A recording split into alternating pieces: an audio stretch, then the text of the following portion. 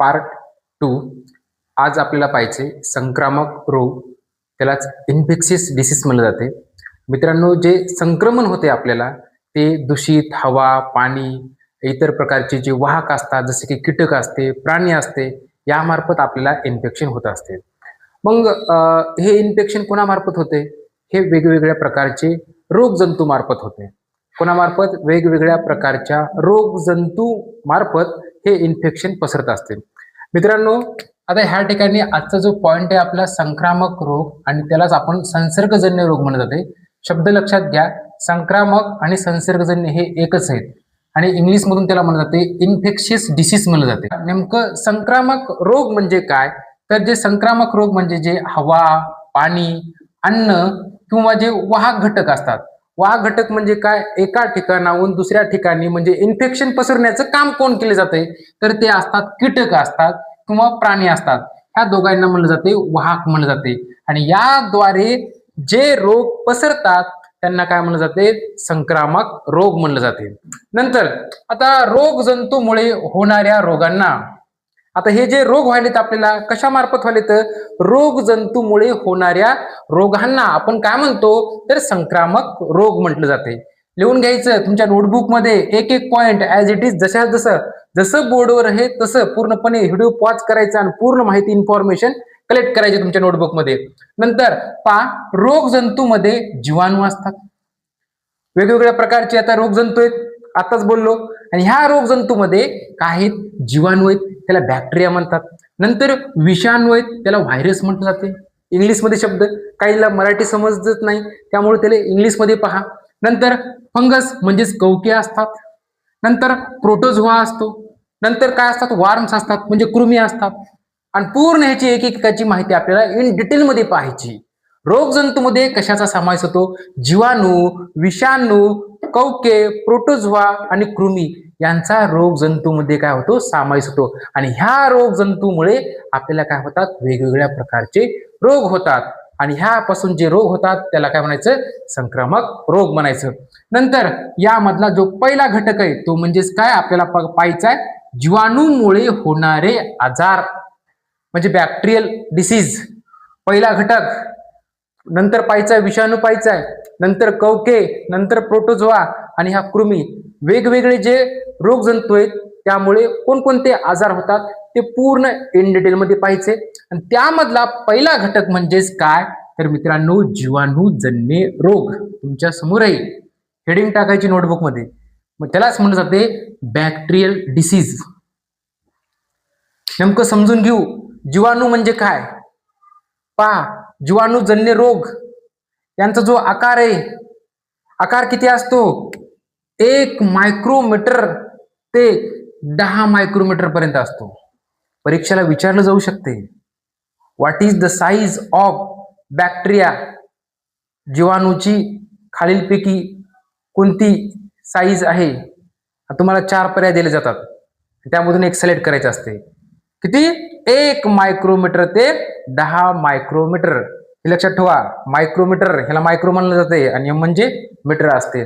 मग तुम्हाला हे पण लक्षात आलं पाहिजे, 1 micrometre is equal to 10⁻⁻6 metre असते. पाठ करून टाकायचं. 1 micrometre is equal to 10⁻⁻6 metre असते. मग आता हे जीवाणू असतात, ते सर्व जीवाणू कसे असतात? एक पेशी असतात, युनिसेल्युलर असतात. जीवाणू हे एका पेशीपासूनच बनलेले असतात, म्हणजे ते दिसणारच नाहीत एका पेशीपासून बनलेले. आपण कसं मल्टी सेल्युलर पासून बनलेलो आहेत, अनेक पेशी, बहुपेशीपासून बनलेलो आहेत आपण.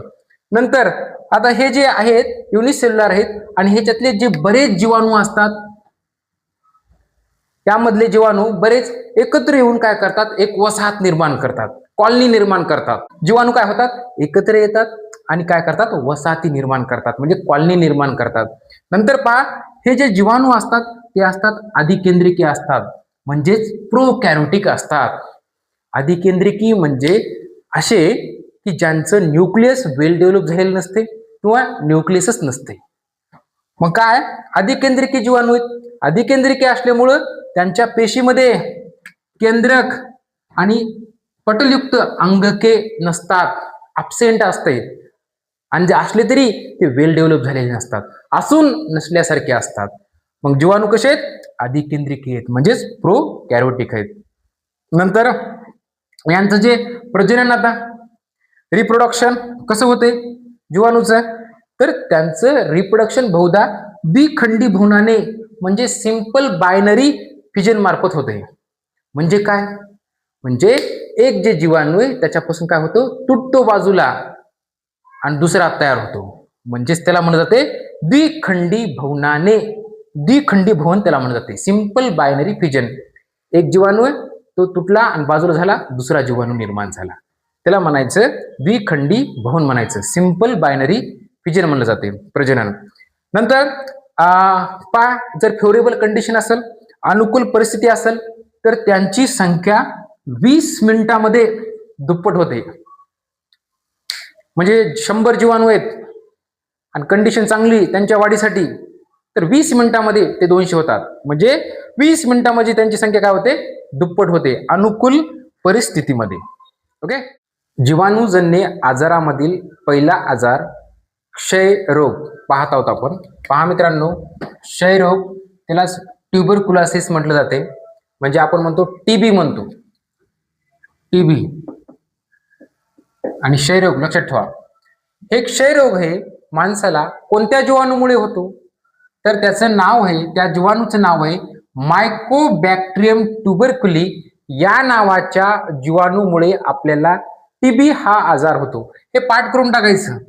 मायकोबॅक्टेरियम ट्युबरक्युली हे एक जीवाणू आहे, ह्या जीवाणूमुळे आपल्याला क्षयरोग हा आजार होतो. नंतर याचं संक्रमण कसं होतंय या टीबीचं, तर रोग्याच्या थुंकी मार्फत, हवेमार्फत होते. हवेमार्फत त्या जीवाणूचा काय होतो? प्रसार होतो. रोग्याच्या सानिध्यात दीर्घकाळ राहिल्यामुळं, नंतर रोग्याच्या वस्तू वापरल्यामुळं कोणत्या अवयवाला होतो? टीबी हा आजार माणसाच्या विशेषतः खास करून फुफ्सावर होणारा हा आजार आहे. वेगवेगळ्या प्रकारचा टीबी असू शकतो, पण टीबी हा प्रामुख्याने कशावर होतो? फुफ्सावर परिणाम करतो. हे मूत्रपिंड ह्याला सुद्धा टीबी होतो, पण खास करून कोणता अवयव? फुफ्सावर होणारा हा आजार आहे. नंतर याची लक्षणं काय? टीबी झाल्यावर नंतर लक्षणं काय दिसतात? दीर्घ मुदतीचा खोकला, खूप दिवस खोकलत राहणे, 4-5 महिने झालं कंटिन्यू खोकला आहे. नंतर थुंकीतून रक्त पडणे, नंतर श्वासोश्वास प्रक्रियेत काय होणं? त्रास होणं. आणि याचं अजून एक लक्षण आहे, या आजारामध्ये वजन कमी होणे. या आजारामध्ये वजन सुद्धा काय होते? कमी होते. नंतर याच्यावर उपचार आहे का? उपचार काय बघा, BCG नावाची लस घ्यावी लागते. कोणती? BCG परीक्षेला येते. क्षयरोग या आजारावर कोणती उपचार पद्धती, तर काय कोणती लस आहे? तर BCG नावाची लस आहे. बी म्हणजे काय? बॅसिनस. सी म्हणजे काय? कॅल्मेटी. आणि जी म्हणजे काय? ब्युरिन किंवा ग्वारिन म्हणलं जाते त्याला. ही लस घ्यावी लागते. नंतर याच्यावर एक उपचार पद्धती आहे, त्या उपचार पद्धतीचं नाव आहे डॉट. कोणती उपचार पद्धती? डॉट हा उपचार पूर्ण व नियमित घ्यावा. परीक्षेला खूप वेळा प्रश्न आलेला आहे. डॉट ही उपचार पद्धती खालीलपैकी कोणत्या रोगासाठी वापरली जाते? तर त्याचं उत्तर काय असणार आहे? क्षयरोग. आणि डॉट म्हणजे काय? Directly observe treatment. हे पाठ करून टाकायचं, स्टार करून ठेवायचं याला. डॉट हा उपचार पूर्ण व नियमित घ्यावा लागतो. कोणता आजार झाल्यानंतर? क्षयरोग झाल्यानंतर. याच्यावर औषध आहेत का? हो, काय मार्केटला औषध सुद्धा उपलब्ध आहे. त्यामध्ये आहे ट्रेप्टोमायसिन नावाचं एक औषध आहे, रिफाम्पिसिन नावाचं एक औषध आहे, नंतर पायराझिनामाइड नावाचं एक औषध आहे. असे खूप प्रकारचे औषध आहेत. आणि हा जो टीबी आहे, टीबीच्या जंतूचा शोध रॉबर्ट कॉक याने लावला. म्हणजे टीबी जो आजार होतो कशामुळं? मायकोबॅक्टेरियम ट्युबरक्युलीमुळं. या जीवाणूचा शोध कोण लावला? तर रॉबर्ट कॉक यांनी या जीवाणूचा शोध लावला. म्हणजे मायकोबॅक्टेरियम ट्युबरक्युली नावाचा शोध कोण लावला? तर रॉबर्ट कॉक यांनी लावला. 2 नंबरचा जीवाणूजन्य आजार पाहतो तो म्हणजे कॉलरा. त्यालाच म्हणलं जाते पटके म्हणलं जाते. कॉलरा हा आजार कोणत्या जीवाणूमुळे होते? तर व्हिब्रिओ कॉलरी या जीवाणूमुळे होणारा हा आजार आहे. हे पाठ करून टाकायचे. जीवाणू जेवढे मी सांगते तेवढे तुमच्या नोटबुकमध्ये लिहून घ्यायचे आणि इथंच पाठ करून टाकायचे. कोणत्या जीवाणूमुळे कॉलरा हा आजार होतो? तर त्याचं उत्तर आहे व्हिब्रिओ कॉलरी या जीवाणूमुळे हा आजार होतो. नंतर ह्या कॉलराचं संक्रमण कसं होते? तर ह्या आजाराचं संक्रमण दूषित अन्न व पाणी यामार्फत याचं संक्रमण होते, म्हणजे प्रसार होतो, म्हणजे कॉन्टॅमिनेटेड फूड अँड वॉटर. नंतर लक्षण काय द्यायचे? तर लक्षण आहेत उलट्या येणं, तीव्र जुलाब होणे, जुलाब म्हणजे काय? हागवून लागणे. नंतर पोट दुखणे, पायामध्ये पेटके येणे, पाय एकदम असं गळून गेल्यासारखं वाटणं. नंतर आपल्या शरीरामध्ये पाण्याची पातळी काय होणं? कमी होणं. नो डाऊट डिहायड्रेशन व्हाले, त्यामुळे पाण्याची पातळी काय होणार? कमी, आणि चक्कर आल्यासारखं पण होणार ह्या ठिकाणी. नंतर ह्याच्यावर उपचार आहेत का? ह्याचे उपाय व उपचार कोणते? तर ह्या ठिकाणी आपल्याला स्वच्छता राखावी लागेल. उघड्यावरील अन्न पदार्थ खायचे नाहीत. आपल्याला आवडलं की वडापाव, आलू टिक्की, ओके, तसे पदार्थ खायचे नाहीत हे. नंतर पाणी उकळून प्यायचे. का उकळून प्यायचे? पाण्यामध्ये असणारे जे जंतू आहेत त्याचा काय होतो? नायनाट होतो, नष्ट होतात. नंतर थंड झाल्यानंतर ते पाणी प्यायचे. नंतर कॉलरा प्रतिबंधक लस घ्यायची आहे. कॉलरा होऊ नये यासाठी अगोदरच काय करायचे? लस घ्यायची. नंतर यावर उपाय म्हणजे डिहायड्रेशन झाले म्हणजे बॉडीमध्ये आपण काय करायचे? ORS घ्यायचे. ORS म्हणजे काय? ओरल रिहायड्रेशन सोल्युशन असते. ते कसं तयार करायचं? पाणी घ्यायचं, थोडं मीठ घ्यायचं आणि साखर टाकायचं. ह्या तिघांचं मिश्रण म्हणजेच काय असते? ORS असते. एकदम बॉडी अशी, बॉडीमध्ये असं करंट मिळते, म्हणजे आपली बॉडी एकदम एक इलेक्ट्रोलाइट राहते, करंट वाहते. आपला हे करंट नाही घरचा, शरीरामध्ये पण करंट असतो, म्हणजे हे काय होतोय? आपल्या शरीरामध्ये एक ऊर्जा निर्माण होते. ORS oral rehydration solution. Okay. विषम ज्वर म्हणलं जाते, त्यालाच म्हणलं जाते टायफॉइड झाला म्हणलं जाते. हा जो टायफॉइड आहे कोणत्या जीवाणूमुळे होतो? तर तो साल्मोनेला टायफी. इथं फोकस करायचा. कोणत्या जीवाणूमुळे होतो? तर साल्मोनेला टायफी यामुळे काय होतो? आपल्याला टायफॉइड हा आजार होतो. त्यालाच म्हणलं जाते विषम ज्वर म्हटलं जाते.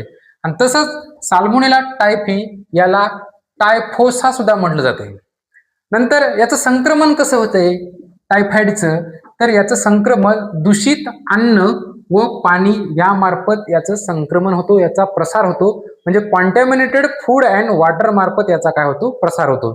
नंतर कोणत्या अवयवाला हा आजार होतो? तर आतड्याचा प्रादुर्भाव होतोय.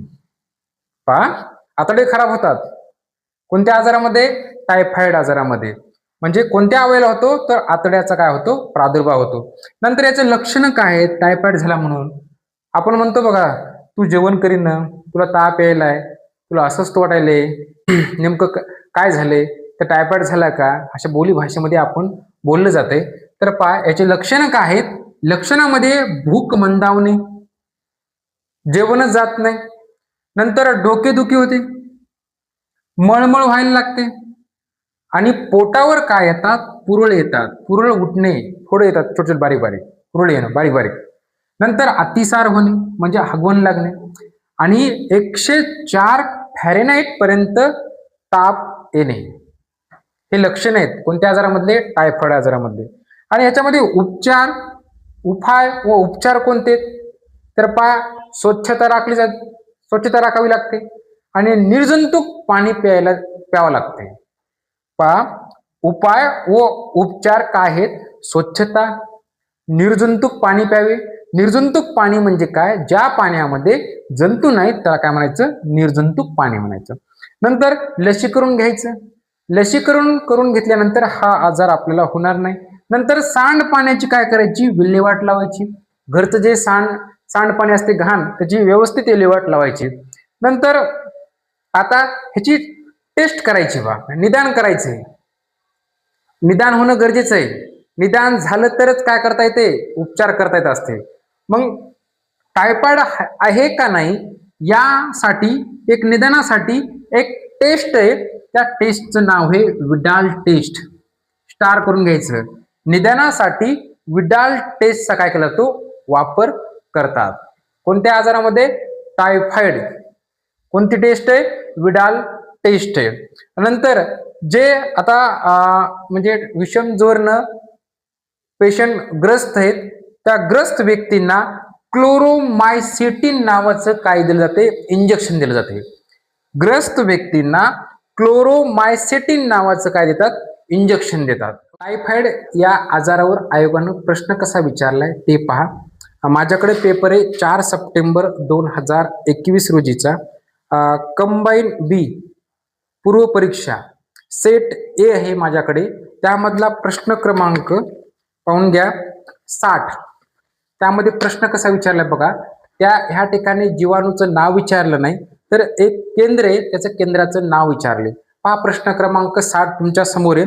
राष्ट्रीय साल्मोनेला फाज टायपिंग केंद्र डॅडॅस येथे आहे आणि आपल्याला काय दिले? 4 पर्याय दिलेत. तर कुठे? लेडी हार्डिंग मेडिकल कॉलेज नवी दिल्ली ह्या ठिकाणी राष्ट्रीय साल्मोनेला फाज टायपिंग केंद्र उभारण्यात आलेलं आहे. ओके, अशा पद्धतीनं आयोग काय विचारले? प्रश्न विचारले. केंद्र कुठे आहे? आपल्याला म्हणजे त्याचं लस कोणती आहे त्याच्यावर, त्यावर कोणता जीवाणू आहे, अशा वेगवेगळ्या प्रकारचे जे प्रश्न आहेत आयोग सगळ्या म्हणजे 360 अँगलनं प्रश्न विचारायला सुरुवात केलेली. ओके मित्रांनो,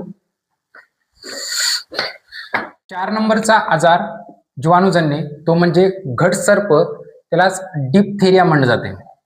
घटसर्प हा आजार कोणत्या जीवाणूमुळे होतो? तर कॉर्निबॅक्टेरियम डिप्थेरी या नावाच्या जीवाणूमुळे आपल्याला काय होतो? घटसर्प हा आजार होतो. कोणता? कॉर्निबॅक्टेरियम डिप्थेरी. नंतर याचं संक्रमण प्रसार कसा होतो? संक्रमण याचं बोलताना किंवा खोकलताना, खोकताना इत्यादी वेळी आपल्या तोंडातून किंवा नाकातून बाहेर पडणाऱ्या थेंबाद्वारे हा आजार काय होतो? पसरतो. बोलताना, खोकताना इत्यादी वेळी त्याच्या मार्फत जे बाहेर पडतंय काय थेंब पडतात त्यामार्फत काय होतो? आपल्याला हा आजार पसरतो, म्हणजे तोंडातून, नाकातून किंवा शिंक दिल्यावर सुद्धा. नंतर हे कोणत्या अवयवाला होतो? तर ही काय हो? श्वसन संस्था या अवयवाला हा आजार होतो. कोणता? घटसर्प. नंतर याचे लक्षण काय आहेत बघा. लक्षण आहेत सौम्य ताप येणं, सौम्य काय येणं? ताप येणं. नंतर घसा खवखवणं आणि श्वासोच्छवासाला काय होणं? त्रास होणं श्वास घेण्यासाठी. याच्यावर उपचार आहेत का? कोणते उपाय आहेत? कोणते उपचार आहेत? तर यासाठी एक औषध आहे, एक पेनिसिलिन नावाचं पेनिसिलिन आहे किंवा इरिथ्रोमायसिन नावाचे औषध आहेत. नंतर याच्यावर एक लस आहे, त्या लसीचं नाव आहे DPT. काय? DPT. आणि ही लस आहे त्रिगुणी लस. त्रिगुणी लस का म्हटलं गेलंय? कारण डी डिप्थेरिया, P पर्ट्युसिस आणि T म्हणजे टिटॅनस या 3 आजारासाठी एकच लस वापरली जाते, म्हणून त्याला काय म्हणलं? त्रिगुणी लस म्हणलं गेलं. तर काय उपाय उपचार कोणते आहेत? औषध आहे पेनिसिलिन किंवा इरिथ्रोमायसिन आहे. आणि यामध्ये जो लस आहे, लस कोणती दिली जाते? तर DPT म्हणजे त्रिगुणी लस दिली जाते, म्हणजे डिप्थेरिया, पर्ट्युसिस आणि टिटॅनस. आपण नेक्स्ट पाहू. 5 नंबरचा जीवाणूजन्य आजार तो म्हणजे डांग्या खोकला. डांग्या खोकल्याला उपिंग कफ त्यालाच पर्ट्युसिस म्हणलं जाते. काय? डांग्या खोकला, उपिंग कफ किंवा पर्ट्युसिस. हा जो आजार आहे तो कोणत्या जीवाणूमुळे होतो? तर तो ह्युमोफिलस पर्ट्युसिस नावाच्या जीवाणूमुळे होणारा हा आजार आहे. आणि हा जो आजार आहे त्याचा प्रसार म्हणजे संक्रमण कसं होते? तर ते काय होते? हवेमार्फत पसरतो. त्याचा प्रसार हवेमार्फत होते. तो कोणत्या अवयवाला होतो? तर आपली रेस्पायरेटरी सिस्टीम भुगा करून टाकतो, खतम करून टाकतो. श्वसन संस्थे संबंधित होणारा हा आजार आहे. याचं लक्षण काय? याचं लक्षण आहे छातीत दुखणे, कळ निघणे, असं पेन होणे भरपूर प्रमाणामध्ये, तीव्र खोकला होणे, खोकलून खोकलून पूर्ण छाती पेन होणे. नंतर याच्यावर उपचार आहे का? आहे याच्यावर उपचार. याच्यावर एक लस आहे, ते आताच बघितली होती आपण. DPT नावाची लस आहे, त्रिगुणी लस. 3 आजारासाठी एकच लस आहे, ती म्हणजे DPT. डी म्हणजे डिप्थेरिया, पी म्हणजे पर्ट्युसिस आणि टी म्हणजे काय, टिटॅनस. ही लस आहे कोणत्या आजारासंबंधित आहे, डांग्या खोकल्याबाबत. ओके, डांग्या खोकल्या म्हणजे उपिंग कप, यावर आयोगानं प्रश्न कसा विचारलाय पहा. 30 एप्रिल 2023 रोजी set A combine B and C पूर्व परीक्षा, प्रश्न क्रमांक 75 पाहून घ्या तुमच्या समोर स्क्रीनवर. डांग्या खोकला हा आजार कोणत्या जीवाणूच्या संसर्गामुळे होतो.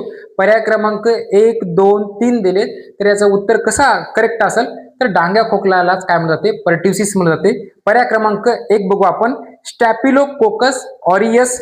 दुसरा आहे बोर्डेटेला पर्ट्युसिस.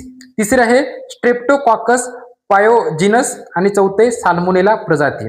तर डांग्या खोकला जो आहे त्याला काय म्हणलं जाते, अल्सो कॉल्ड ॲज पर्ट्युसिस म्हणलं जाते. म्हणजे ह्या ठिकाणी बोर्डेटेला पर्ट्युसिस म्हणजे पर्याय क्रमांक 2 याचं काय असेल, करेक्ट उत्तर असेल. अशा प्रकारचे आयोग काय होतो, प्रश्न विचारतो मित्रांनो. ओके, संक्रामक रोगामधील 6वा जो रोग आहे तो म्हणजे धनुर्वात आहे, त्यालाच टिटॅनस म्हणलं जाते. हा धनुर्वात आपल्याला कोणत्या जीवाणूमुळे होतोय, तर पहा ह्या ठिकाणी क्लॉस्ट्रिडियम टिटॅनी नावाचा जीवाणू आहे, यामुळे आपल्याला धनुर्वात होत असतो म्हणजे टिटॅनस. याचं संक्रमण कसं होतंय, तर याचं संक्रमण जे जीवाणू आहे ते फक्त ओल्या जखमेमधूनच आपल्या शरीरामध्ये काय करतात, प्रवेश करतात. लोखंड लागला असेल, आपण हॉस्पिटलवर जातो आणि काय इंजेक्शन घेतो, म्हणजे ह्याचे संक्रमण जे आहे क्लॉस्ट्रिडियम टिटॅनिस, याचा जीवाणू आहे तो फक्त आणि फक्त ओल्या जखमेमधूनच शरीरामध्ये काय करतो, प्रवेश करत असतो. नंतर हे कोणत्या अवयवाला होते, त्यावरती मज्जा संस्था असते, मज्जे संस्थेवर काय करतो, तो हल्ला करीत असतो. नंतर याचे लक्षणं काय आहेत, लक्षण आहेत कॉमन आहे, एक ताप आहे, नंतर दातखिळी बसणे, नंतर आहे डिहायड्रेशन. डिहायड्रेशन म्हणजे काय, रिमूव्हल ऑफ वॉटर, शरीरातून पाणी बाहेर पडणे. नंतर चिडचिड निर्माण होणे. पहा, ताप, दातखिळी, डिहायड्रेशन आणि चिडचिड निर्माण होते कोणत्या रोगामध्ये, तर धनुर्वातामध्ये. याच्यावर उपचार आहे का, हो, DPT नावाची ही त्रिगुणी लस दिली जाते. डी म्हणजे डिप्थेरिया या रोगासाठी, पी म्हणजे पर्ट्युसिस या रोगासाठी आणि टी म्हणजे काय, हे टिटॅनस. या 3 रोगासाठी एकच लस वापरली जाते, त्यामुळे हिला आपण काय म्हणतो, त्रिगुणी लस म्हणतो. लस कोणते, DPT, आणि जीवाणू कोणता आहे, क्लॉस्ट्रिडियम टिटॅनी. ओके, नेक्स्ट पहा संक्रामक रोग न्यूमोनिया. न्यूमोनिया हा कोणत्या जीवाणूमुळे होतो, तर डिप्लोकोकस न्यूमोनी यावर पूर्ण फोकस करा. जीवाणू कोणता आहे, आतापर्यंत आपण जेवढे जे रोग पाहिलेत ते जीवाणूमुळेच होणारे आजार आहेत. रोजच्या रोज रिव्हिजन असणं गरजेचं आहे, नाहीतर ह्याचं त्याला आणि ह्याचं ह्याला होण्याची दाट शक्यता असते.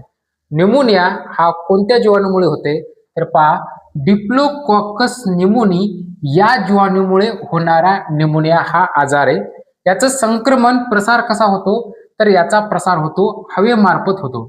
तो कोणत्या अवयवावर होतो, तर फुफ्सावर होणारा हा आजार आहे. म्हणजे फुफ्सावर दहा येणे, दहा म्हणजे काय, तर सूज येणे, म्हणजे आपल्या फुफ्सावर काय येते, सूज येते ह्या आजारामध्ये.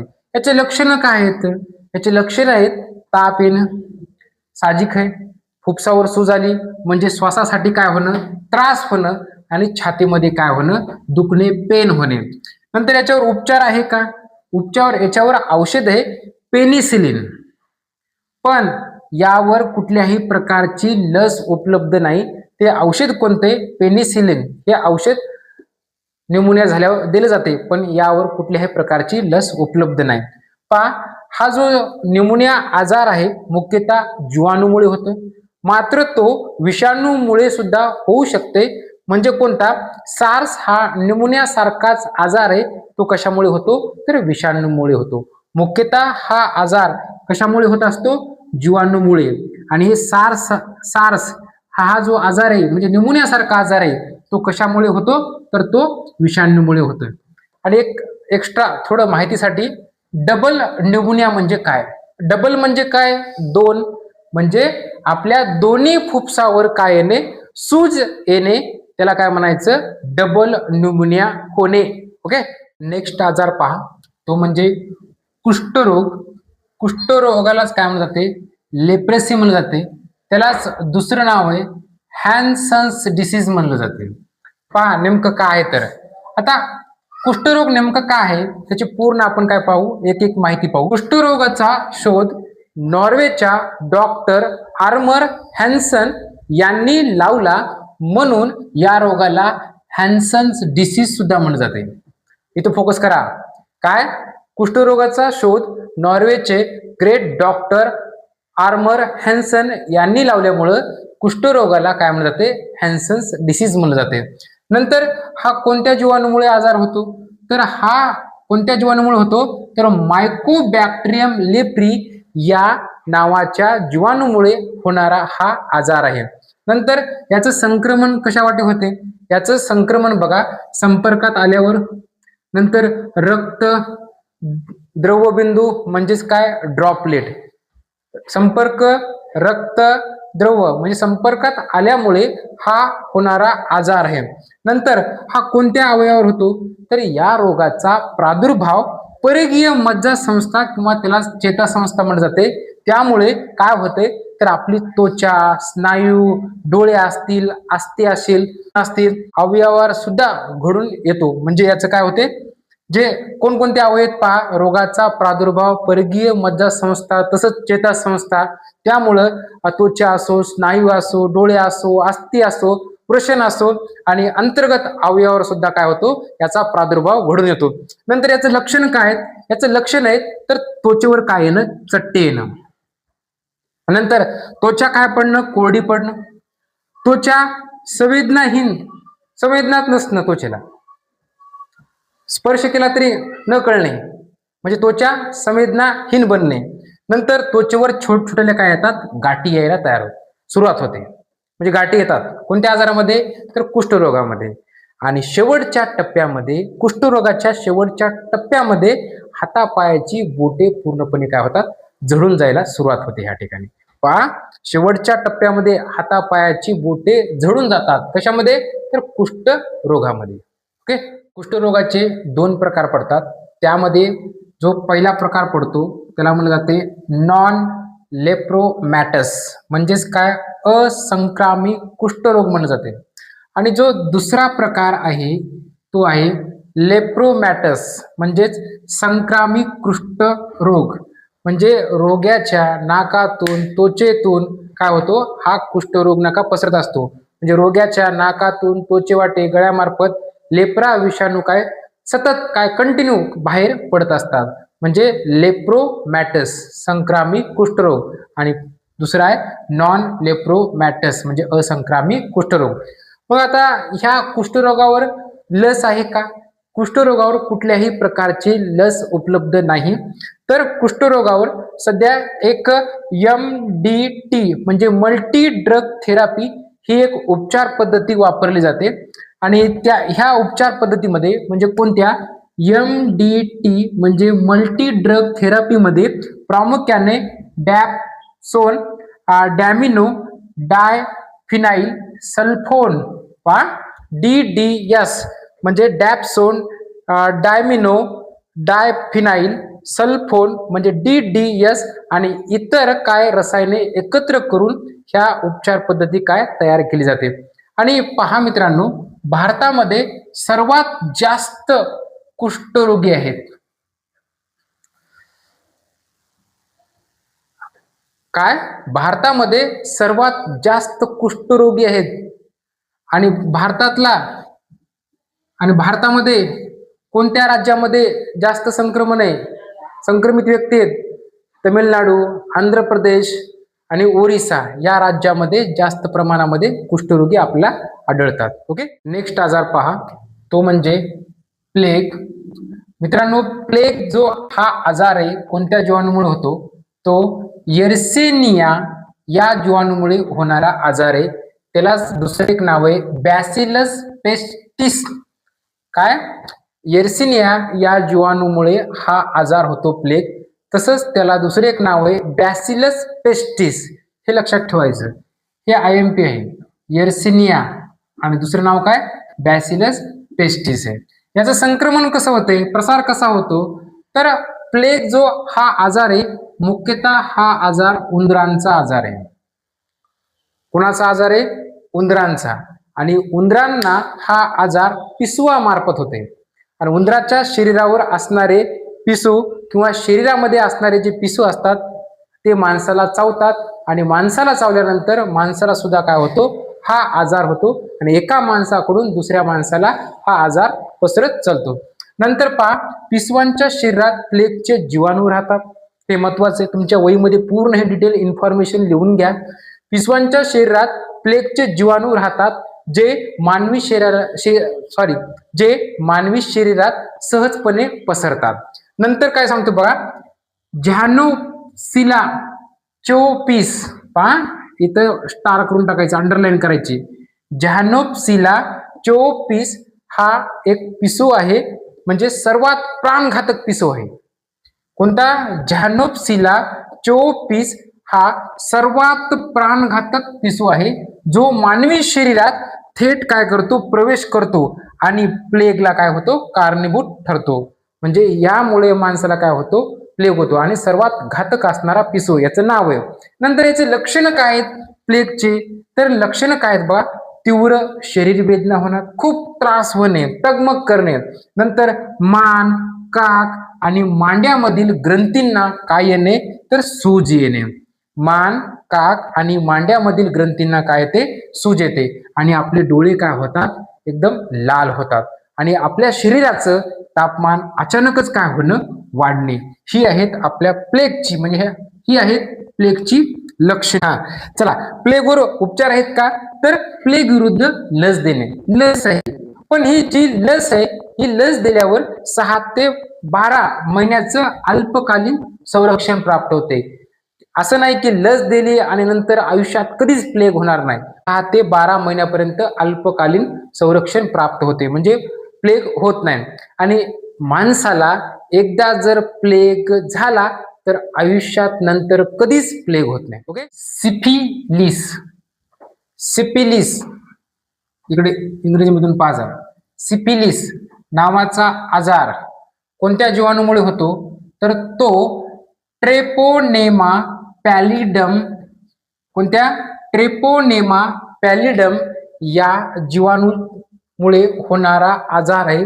तर तो कोणता आहे, सिफिलिस नावाचा आजार, संक्रामक आजार आहे तो ट्रेपोनेमा पॅलिडम या जीवाणूमुळे होतो. संक्रमण कसं होते, तर लैंगिक संपर्कातून याचं काय होते, संक्रमण होते. याचे लक्षण काय आहेत, तर याचे लक्षण आहेत की संभोगानंतर लिंग आणि योनीवर लाल ठिपके दिसू लागतात.